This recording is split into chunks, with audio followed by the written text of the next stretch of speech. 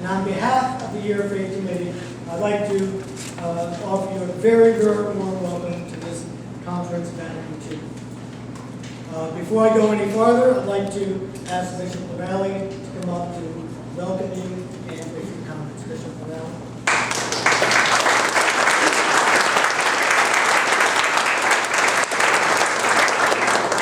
Good evening, everybody. Good evening. Good evening. It's great to see you all here. You know that the Second Vatican Council constitutes the greatest reform operation ever carried out in the Church. Not only in view of the number of council fathers, that is 2,540, as compared to 750 in the First Vatican Council, and 258 at the Council of Trent. And not only in view of the fact that, well, there was almost unanimity of the voting, which often exceeded all expectations, all previous records. For example, there were only 6 negative votes out of a total of 2,350 on the Constitution on Divine Revelation a year ago. And only 5 no's on the Constitution on the Church, Lumen Gentium. But above all, its reform can be seen in the vast scope of the subjects treated. Revelation, the Church, its nature, constitution, members, and pastoral and missionary activity. The liturgy, the sacraments, other Christian communities, other religions, the laity, the consecrated life, Christian education, the reform of ecclesiastical studies, religious freedom, relations between faith and culture, and the means of social communication. We won't cover all that tonight. But it gives you an idea of the breadth of what happened. When one looks at the 16 conciliar documents, we get just a glimpse of the vastness of the Spirit-led work carried out during this exuberant chapter in the Church's history, which, as you know, was inaugurated on October 11, 1962 by Blessed John the 23rd. It came to a close on December 8, 1965 under Paul VI.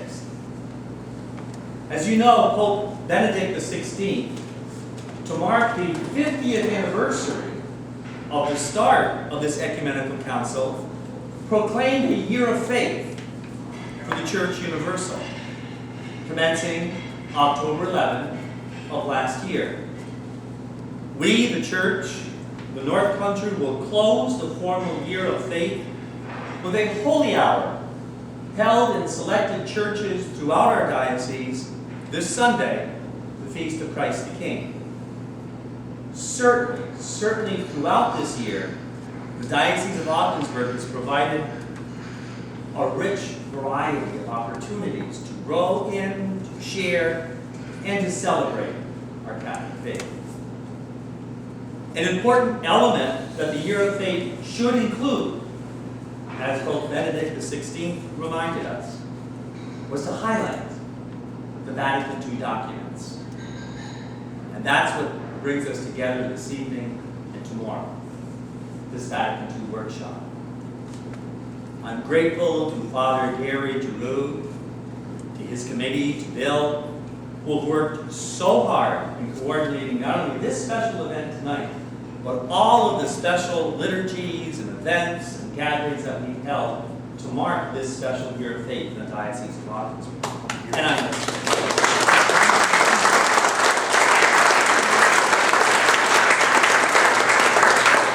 And I'm so very, very happy to see so many of you here tonight, from as far away as Peru,